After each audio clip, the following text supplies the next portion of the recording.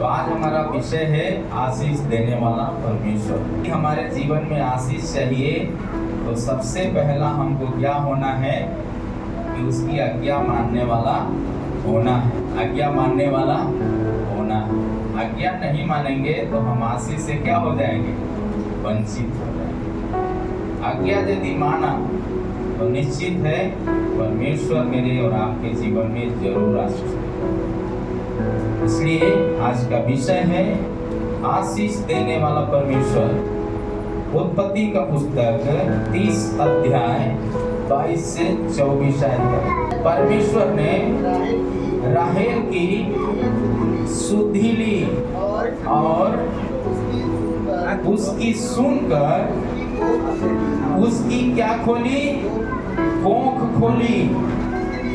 इसलिए वो गर्भवती हुई और एक पुत्र जन्म हुआ। तब उसने कहा परमेश्वर ने मेरी नामधराई को दूर कर दिया है। इसलिए उसने उसका नाम क्या रखा है? क्या रखा है? यूसुफ रखा है। हालेलुया, बोलो प्रभु यीशु मसीह की। आपका जिंदगी का नामधराई कुछ भी हो, और नामधराई को दूर करने वाला परमेश्वर है। आमीन, हालेलुया। कब? जब आप आज्ञा मानकर परमेश्वर के निकट निरंतर प्रार्थना करते और अपने गुनाहों से जब मन फिराते हैं। हालेलुया। आपको मालूम होना चाहिए कि राहेल का क्यों इसका कोख बंद था, ये बात आप जानना चाहिए। बहुत अच्छे शब्द से लिखा है, एक आयत को पढ़ेंगे तो आपको मिल जाएगा। कोख इसीलिए बंद था क्योंकि इनके अंदर वो समस्या था। वो समस्या से जब मन फिराकर पश्चाताप करके जब प्रार्थना किया तो बंद द्वार भी खुल गया। हालेलुया, बोलो प्रभु यीशु मसीह की। केवल खुला नहीं, जो आदम को अधिकार दिया कि तू ही नाम रखना है, वही अधिकार अभी किसको मिल गया? राहेल को मिल गया।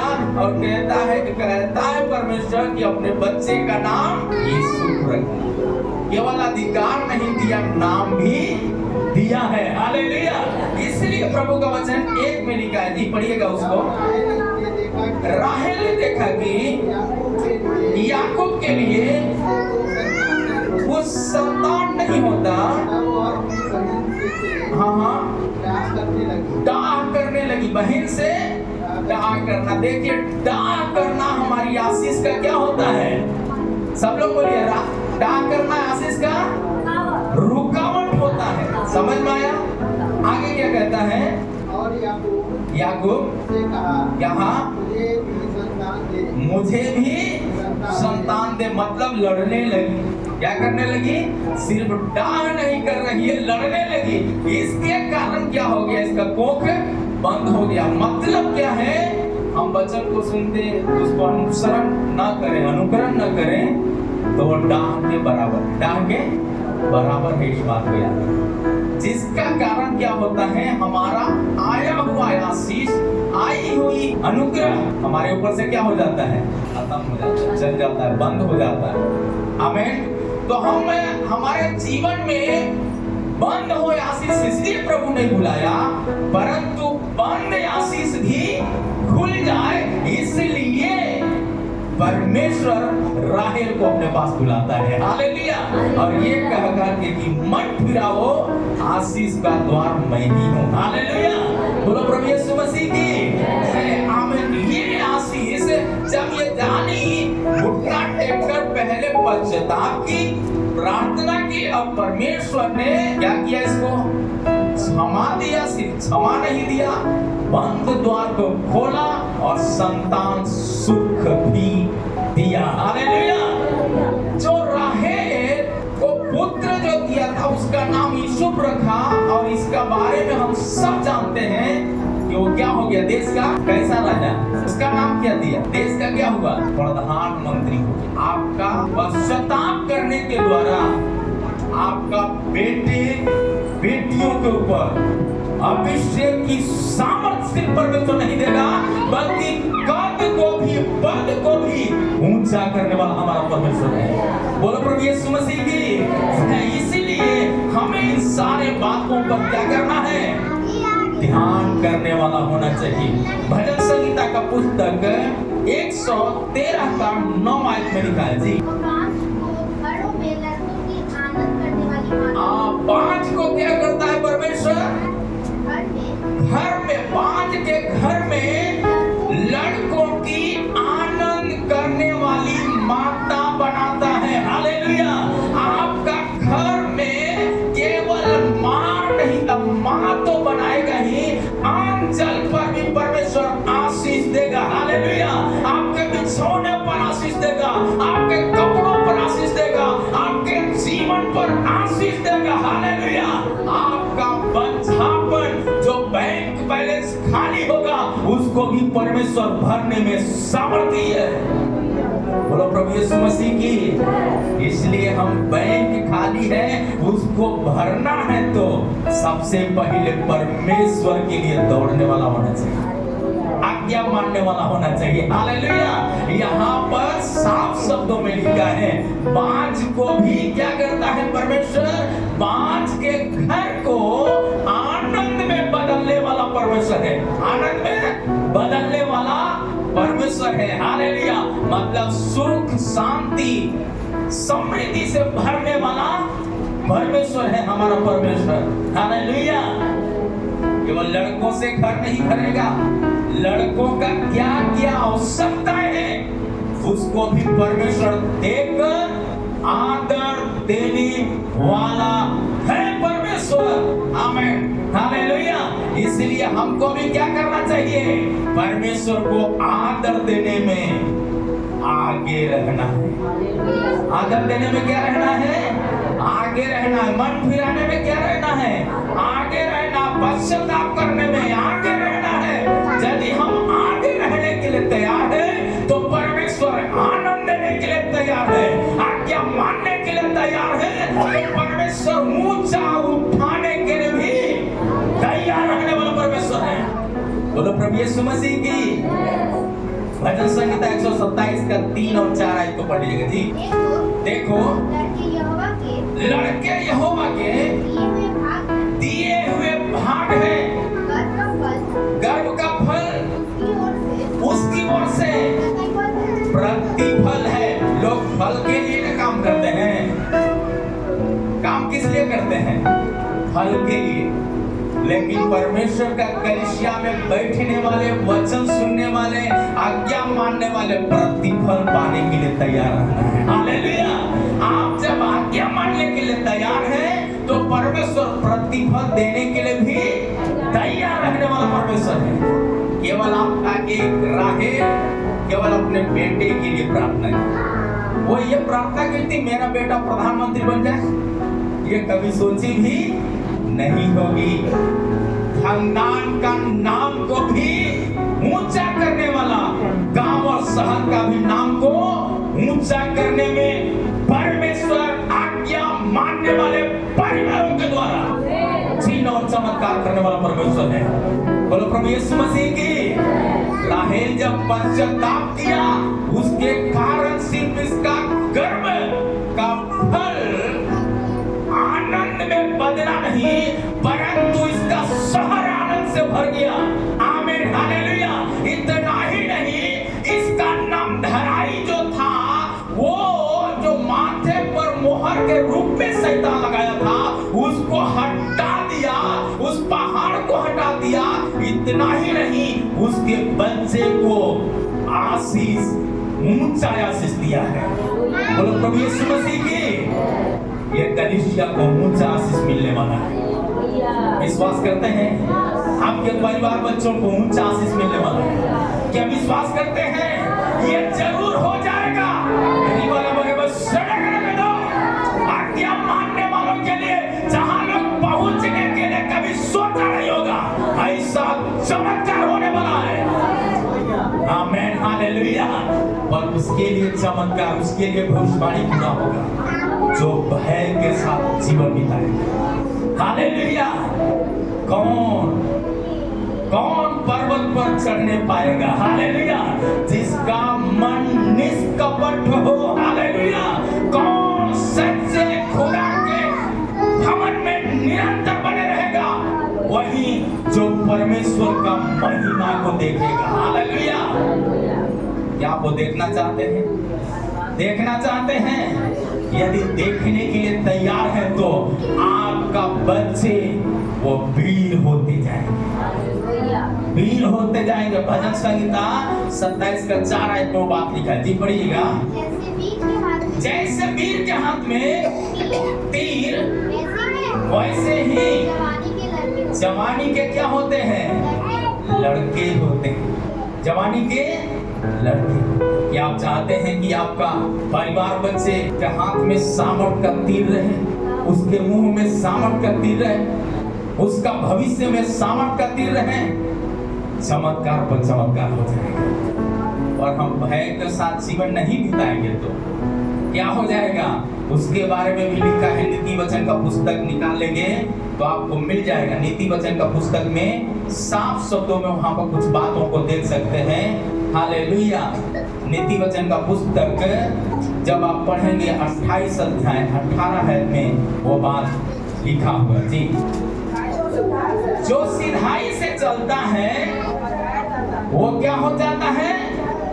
सब लोग बोलिए, क्या होता है? क्या होता है? बचाया जाता है। और जो टेढ़ी चाल चलता है वो अचानक ही क्या हो जाता है? वचन में लिखा है विपत्ति में पड़ जाता है। अचानक पड़। विपत्ति का क्या आता है? हमें विपत्ति से बचना है, आशीष जीवन में आना है। दो आशीष है, एक तो फलवंत आशीष, ये भी एक फलवंत। कौन सा? विपत्ति की आशीष। आप कौन सी आशीष का हकदार होना चाहते? दो रास्ता है, चौड़ा और सकरा। कौन सी रास्ता में आप आशीष बटोरना चाहते हैं? चुनाव आपका है। परमेश्वर कहता है मैं आशीष देने के लिए तो तैयार हूँ बेटा, आशीष देने के लिए तो तैयार हूँ बेटी। तुम कौन सी आशीष को बटोरना चाहते हो? हालेलुया। जो बोएंगे हम हो ये आप उसी को काटेंगे। हमारे लिए ग्रेस मार्क दिया है परमेश्वर ने कि यीशु मसीह को स्वर्ग से गेहूं के दाने का जैसा धरती पर गिरा दिया। हमारे लिए मरा, सड़ा और जीवन नहीं बहुतायत का जीवन लेकर जी उठा। बोलो प्रभु यीशु मसीह की। आप बहुतायत की आशीष आपकी जिंदगी में चाहिए। आपके बच्चे वीर होना है, प्रभु में सामर्थ्य होना है, तो हम और आप क्या होना चाहिए? किस चीजों से मन फिराना है? पाप से मन फिराना। कहे तो टेढ़ा रास्ता से मन फिराने वाला। अगली बात है लिखा व्यवस्था विवरण का पुस्तक 7 अध्याय 14 आयत में लिखा है, जी। सब देश के लोगों से अधिक धन होगा। अधिक क्या हो जाएगा? धन्य होगा, अधिक धन्य होगा। मतलब गिन नहीं सकेंगे, इतना आशीष आएगा कि बटोर नहीं सकते। हालेलुया। जहां सोचे नहीं होंगे ऐसा आशीष परमेश्वर देगा। आगे क्या करता है? बीच में ना पुरुष ना स्त्री निर्वंश होगी। और तेरे पशुओं में भी ऐसा कोई ना होगा। परमेश्वर का वायदा है। और यहोवा तुझसे सब प्रकार के रोग दूर करेगा। यहोवा केवल आशीष नहीं देगा बल्कि सब प्रकार के रोग को क्या करेगा? दूर करेगा। हालेलुया। चाहे कैंसर का बीमारी हो, टीबी का बीमारी हो, दमा का बीमारी हो, खून का बीमारी हो, हालेलुया, खूनी बीमारी हो, नशा का बीमारी हो, लड़ाई झगड़ा का बीमारी हो, आमीन, जलन रखने वाला बीमारी हो, वो बीमारियों को परमेश्वर वो सांप के बंधन को आपका बीच से हटा डालेगा। क्या हम चाहते हैं कि हमारे श्राप हट जाए? हालेलुया। हमारा बीमारी हट जाए, हमारी दुष्ट आत्मा हमारे घरों से हट जाए। हमको क्या होना चाहिए? मोहल्ले से दुष्ट आत्मा हटना है तो उससे पहला कर्तव्य क्या है? परमेश्वर का भय मानने वाला। हालेलुया, बोलो प्रभु यीशु मसीह की। तब ये सारी आशीषें कहाँ आएगा? गोद में आएगा। कहाँ आएगा? गोद में, घर में। सब आशीष जो चाहिए वो मनमाना मिलेगा, मनमाना मिलेगा। नींद की दवाई खाते होंगे, नींद नहीं आ रहा है, मनमाना नींद मिलेगा। लेकिन तब मिलेगा जब आज्ञाकारी होकर 1.5 सालों से मन फिराएंगे, अद्भुत चमत्कार को देखेंगे। बोलो प्रभु यीशु मसीह की। क्या आप चाहते हैं कि ऐसी आशीष मिले? कितने लोग चाहते हैं कि ऐसी आशीष? हालेलुया, बोलो प्रभु यीशु मसीह की।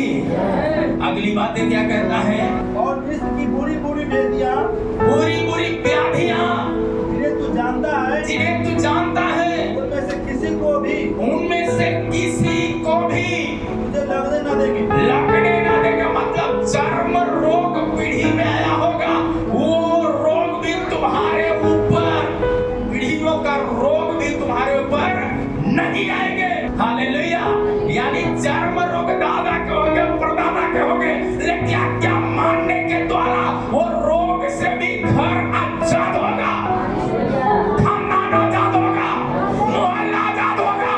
आमेन। रिबन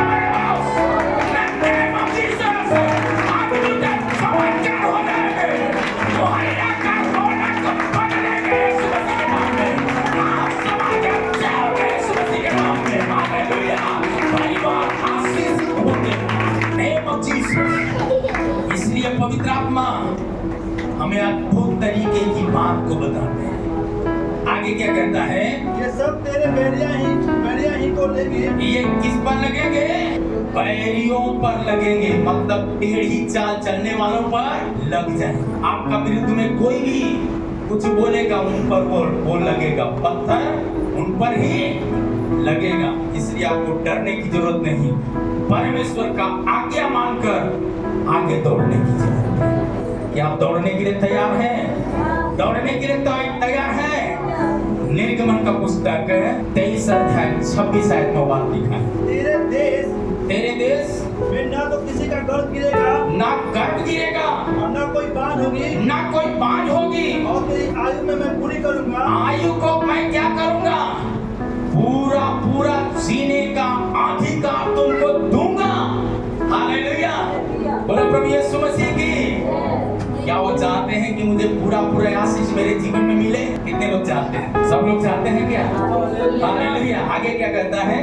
जितने लोग के बीच में तू जाएगा, जितने लोगों का बीच में तू जाएगा, उन सबों के मन में मैं अपना भय पहले से क्या करूंगा? ऐसा समाऊंगा, ऐसा समवा दूंगा कि उनको व्याकुल कर दूंगा, उनको बेचैनी कर दूंगा, बेचैनी कर दूंगा। इसी कलिसिया में 7वां बार मुझे उस धमकी जैसा कुछ शब्द मिला। एक परिवार का पटना छोड़ के जाइए, नहीं तो आपको दुनिया छोड़ के जाना पड़ेगा। नतीजा क्या हो गया? 3 दिन के लिए कुछ जरूरी काम पड़ गया, घर चले। फिर उधर गए, फिर आए बस तुरंत मीटिंग में चले गए। सेवक सम्मेलन बेचारा ढूंढ रहा है, कलिसिया ढूंढ रहा है, मिला नहीं। पता चला ढूंढ के इधर तक आ गया। इस कलिसिया के मेंबर से मुलाकात हुआ। बोला फलाना नाम का व्यक्ति को आप जानते हैं? तो मैं बताया हाँ वो जानते हैं, हम तो उनके चर्च में जाते हैं, वो तो हमारा गुरु है। उसके सबसे पीछे आके बैठा, प्रचार पूरा बढ़िया से सुना। प्रचार सुनने के बाद थरथरी ले लिया। 7 दिन तक नींद उसको नहीं आया जब तक मिला नहीं। वचन सुना और थरथराने लगा। हालेलुया। इसके बाद क्या किया? क्षमा मांगा, मन फिराया, बिना दवाई से आजाद हो गया। बोलो प्रभु यीशु मसीह की। हमारा परमेश्वर चमत्कार करने वाला परमेश्वर है। और उन्होंने ये बताया हम ही वो शख्स हैं जो दूसरे के चढ़ावे में सारा पैसा बोला। जगह कहीं और था, लेकिन जगह दूसरे जगह का नाम दे करके मैं आपको बोला, हमको क्षमा कर दीजिए सच्चे। मैंने कहा सर तो स्वर्ग में बैठा। हालेलुया। वो सर क्षमा कर दिया तो समझो आप आजाद हो। उनसे जाकर के प्रार्थना करो। उनका नाम है यीशु मसीह। वो सर का नाम है यीशु मसीह जीवन दिया, तूने जीवन दिलाया, मैं भी जीवन जल की नदियां मुझसे बहने पाए जग में। हालेलुया। आपका जिंदगी का उद्धार, जिंदगी का आनंद यीशु मसीह ने इस बात को जाना। अगली बात देखिए क्या है। और मैं तुझे सब शत्रुओं की पीठ दिखाऊंगा। सारे शत्रुओं का क्या दिखाऊंगा? पीठ दिखाऊंगा। और मैं तुझसे पहले बुरों को भेजूंगा। और वो तुमको क्या चढ़ाई करेगा? तुम पर, तुम्हारे बदले मैं उन पर क्या करूंगा? चढ़ाई करने के लिए भेज दूंगा। आगे जो टिप्पी, कनानी और हित्ती लोगों को तेरे सामने से भगा के दूर कर देगी। क्या करेंगे? दूर कर देगा। ऐसा कुटकिया काटेंगे कि दूर भागते भागते बचने के लिए रास्ता। हालेलुया। अगली बातें कहता है उत्पत्ति का पुस्तक 25 अध्याय 21 आयत। इसहाक की पत्नी बांझ थी, इसलिए उसने उनके नियमित यहोवा के विनती की और यहोवा ने उनकी विनती सुनी। यहोवा ने क्या किया? विनती सुना। इसहाक की पत्नी रिबका क्या थी? बांझ थी। परमेश्वर ने बांझ बहन जब प्रार्थना की, उसकी प्रार्थना को परमेश्वर ने सुन ही लिया। हालेलुया। इसका पत्नी थी इसहाक का, उसका पिताजी का नाम क्या था? इसहाक का पिताजी का नाम क्या है? अब्राहम। मतलब क्या है? जिसको विश्वासियों का पिता करके घोषित किया परमेश्वर, उसकी बहू की ये हाल है। मतलब क्या है? पिता को आशीष मिल गया, पुत्र को मिलेगा। कब मिलेगा? जब मन फिराकर प्रभु को आदर करेगा, तब मिल जाएगा। तभी आशीष संभव है, तभी आशीष संभव है। रिबका के ऊपर आशीष का हाथ पहुंच गया। हालेलुया। गर्भ खुल गया, संतान सुख पाई। आप खुद करके अपने लिए, अपने परिवार बच्चों के लिए प्रार्थना करने वाला होना चाहिए। क्या करने के लिए तैयार है? करने के लिए तैयार है? हालेलुया। यदि करने के लिए तैयार है तो प्रभु आनंद देने के लिए भी तैयार रहने वाला परमेश्वर। लूका रचित सुसमाचार का पुस्तक 1 अध्याय 14 आयत में लिखा, तुझे आनंद और हर्ष होगा। बहुत लोग उसके जन्म के कारण क्या होंगे? आनंदित होंगे। इसके बारे में लिखा है, जब इसका आगे पढ़ेंगे, यहाँ 14 में लिखा है और 13 में वो बात लिखा है। 13 में जकरिया पारी पर प्रार्थना करने के लिए मंदिर में गया है। प्रार्थना करने वाले का जीवन में भी कुछ आशीष रुकावट होता है। बहुत पाप के कारण रुकावट होता है, बहुत आशीष उसको और प्रभु के नजदीक ले जाने के लिए रुकावट होता है। हालेलुया। हर चीज रुकावट पाप से नहीं होती, ये भी बात हम लोगों को जानना चाहिए। हालेलुया। किरण बहन ने प्रार्थना की बताई, प्रार्थना करते बहुत भी छुटकारा मिल गया, लेकिन अभी भी शैतान घेर करके रखा है। इसलिए नहीं रखा है, अभी भी जल्दी मन फिरा कर डूब कर क्या करना चाहिए? पाप को यीशु के लहू में छोड़ा हो, या तो उसी दिन से आजादी सौंप। ये क्या किया? मंदिर में पारी पर गया, स्वर्गदूत आके कहते हैं धन्य है तेरी प्रार्थना सुन ली गई है। तो मंदिर से बाहर निकलेगा, तेरा मुंह बंद हो जाएगा, लेकिन याद रखना जो गर्भ से निकलने वाला है उसका नाम तू ही रखेगा, उसका नाम यूहन्ना होगा, तो आनंद देगा पूरे दुनिया में। हालेलुया। तो प्रभु यीशु मसीह की ये आनंद आपको परमेश्वर बताएगा। आनंद कब होने वाला? आनंद कब होने वाला? क्या आप चाहते हैं कि वो आनंद आ जाए? चाहते हैं कि आनंद आ जाए? यदि चाहते हैं तो प्रभु को आदर करने में हालेलुया हर्ष और आनंद होगा। आगे इसीलिए प्रभु का वचन कहता है इसी बात से क्या होगा, एक पुत्र जन्मेगा, जन्म होगा जो आनंद का कारण होगा। वो हर्ष सुरा नहीं सकता। वो आनंद उत्पत्ति 18 अध्याय का 14 है को बात। क्या यहोवा के लिए कोई काम कठिन है? कोई काम कठिन है?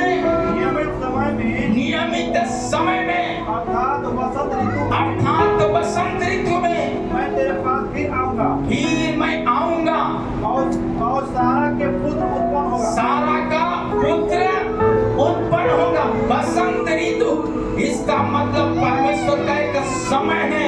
वो समय तक परमेश्वर को आदर करने में आगे होना चाहिए। हालेलुया।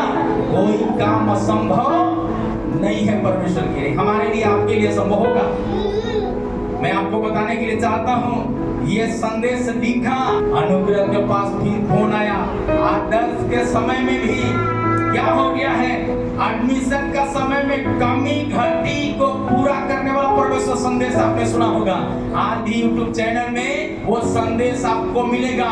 वो चमत्कार उस संदेश के द्वारा हुआ, और आज जो ये संदेश सुन रहे हैं, ये संदेश के द्वारा एक बड़ी गवाही बन गया।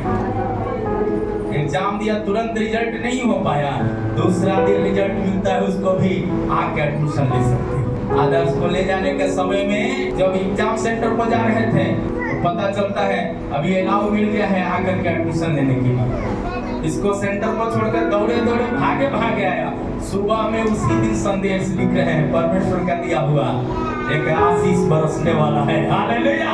बोलो प्रभु यीशु मसीह की। कमी घटी को पूरा करने वाला परमेश्वर।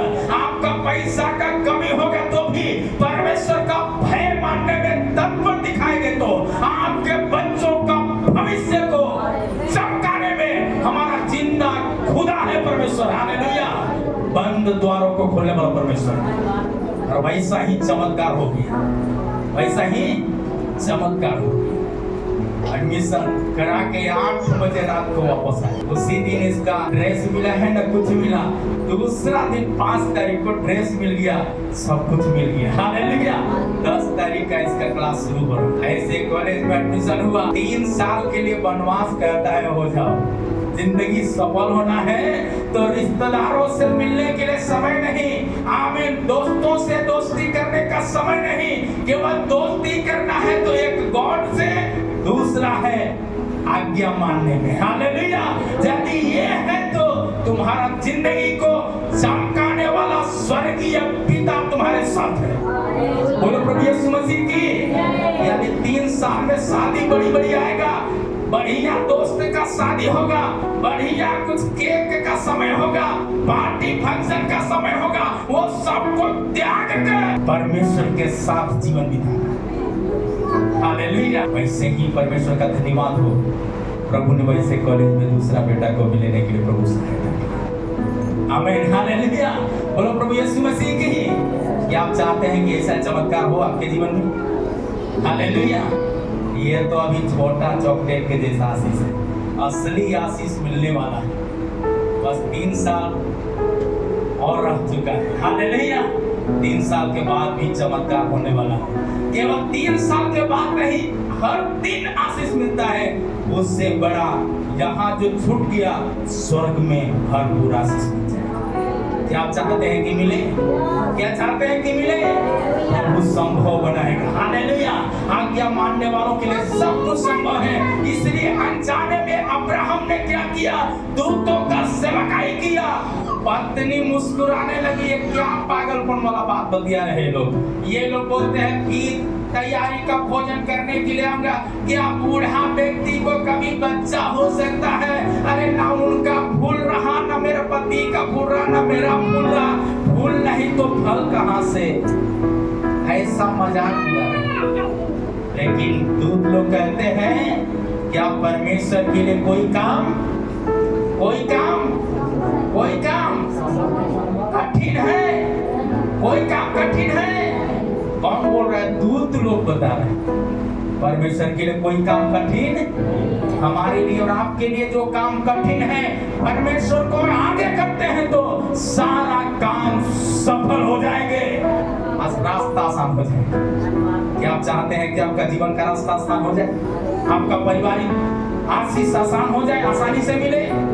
यदि मिलना है तो एक ही काम करना, मन फिराना, भय मानना, परमेश्वर के चरणों में इंतजार करना, बसंत ऋतु का इंतजार करना। हालेलुया!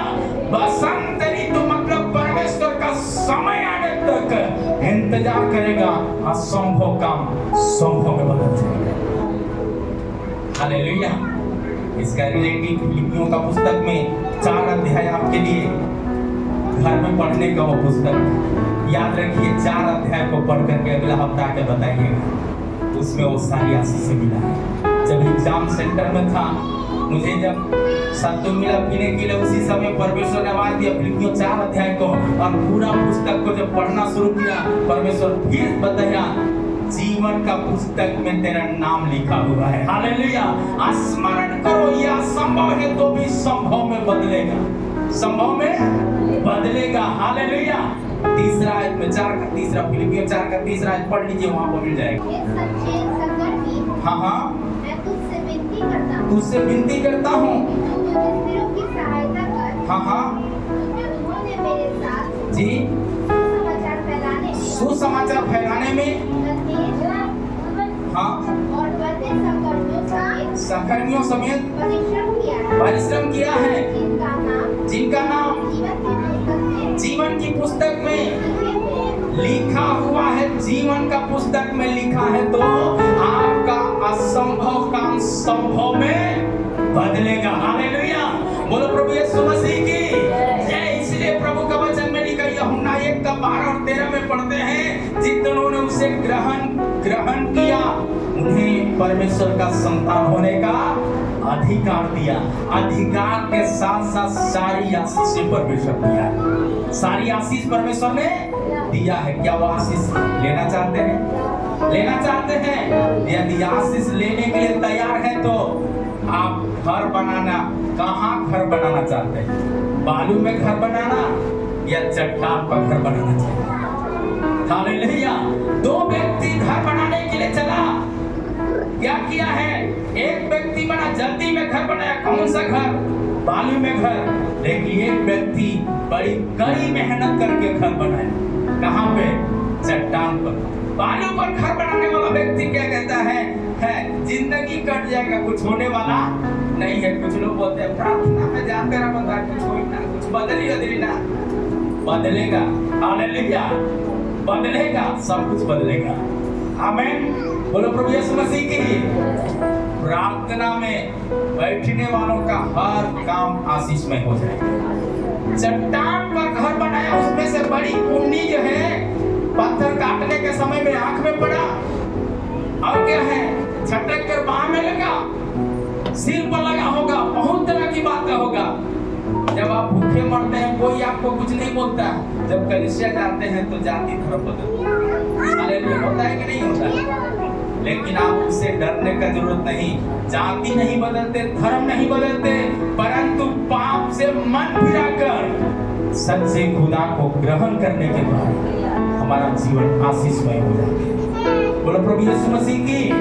और यही चीज हम देखते हैं, वो मन फिरा लिया व्यक्ति बालू में घर नहीं बना रहा है, कहाँ घर बना रहा है? चट्टान पर घर बनाया। आंधी आई, बाढ़ें चली, टकराया, लेकिन सत्यानाश कौन घर हुआ? कौन घर? इसका मतलब क्या है? टेढ़ा मेढ़ा रास्ता बनाने वाले, इधर उधर की बातों में फंसने और फंसाने वाले बालू में घर बना रहे हैं, लेकिन खराई से चलने वाले थोड़ा संकट सहने के लिए तैयार हो जाएंगे। संकट से उद्धार देने के लिए, आपका पद को ऊंचा करने के लिए, आपका परिवार का नाम को ऊंचा करने के लिए स्वर्ग का परमेश्वर आज भी जिंदा है। बोलो प्रभु यीशु मसीह की। क्या आप चाहते हैं कि वो आशीष हमको मिले? कितने लोग चाहते हैं? हालेलुया! वो आशीष पाने के लिए हमको क्या करना है? बालू में घर बनाना नहीं, चट्टान पर घर बनाने वाला। चट्टान पर घर बनाने वाला क्या करेगा? लगातार कलीसिया में आएगा। चट्टान पर घर बनाने वाला व्यक्ति क्या करेगा? पारिवारिक प्रार्थना उसका बंद नहीं होगा। आमीन। चट्टान पर घर बनाने वाला व्यक्ति रात्रि प्रार्थना के लिए दौड़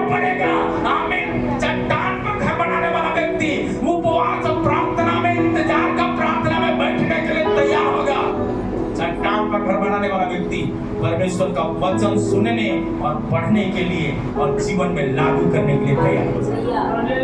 बोलो प्रभु यीशु मसीह की। चट्टान पर घर बनाने वाला व्यक्ति परमेश्वर के लिए अपने आप को चढ़ाने वाला व्यक्ति होगा। अब्राहम अपने आप को चढ़ा दिया, इसहाक को चढ़ा दिया। वो चढ़ाया हुआ आशीष के कारण रिबका का प्रार्थना को आमें क्या किया है? परमेश्वर का वचन कहता है, सुन लिया जो ससुर ने चढ़ावा चढ़ाया था, वो आशीष बंद द्वार का समय में भी खुल गया है। बोलो प्रभु यीशु मसीह की। जाने अनजाने में हमारे बच्चों के द्वारा गलतियां होते हैं, गलतियां होगा संसार में है, लेकिन जब हम परमेश्वर के लिए त्याग करके प्रभु के लिए हम चढ़ावा के लिए आगे हैं, तो समर्पण के लिए तैयार है, तो हमारे बच्चे परिवार पर आशीष आने के लिए भी तैयार रखने वाला परमेश्वर। बोलो प्रभु यीशु मसीह की। क्या चाहते हैं कि आशीष हमको मिले? पहला तिमुथी का पुस्तक 2 अध्याय 15 आयत को बात लिखा है जी। तो भी स्त्री बच्चे जन्ने के द्वारा उद्धार पाएगी, संयम सहित विश्वास, प्रेम, पवित्रता में स्थिर रहेंगे। हालेलुया। आशीष आपके ऊपर आएगा। कब आएगा आशीष? पहला संयम रखना है, दूसरा विश्वास में बने रहना है, तीसरा परमेश्वर का प्रेम में ठंडा नहीं होना। परमेश्वर का प्रेम में ठंडा यानी कलीसिया जाने में ठंडापन आपके जीवन में नहीं होना चाहिए। और पवित्रता को बचा के रखेंगे तो, बने रहेंगे तो आशीष आपके ऊपर जरूर हो जाएगा। क्या आप चाहते हैं कि आशीष मिले?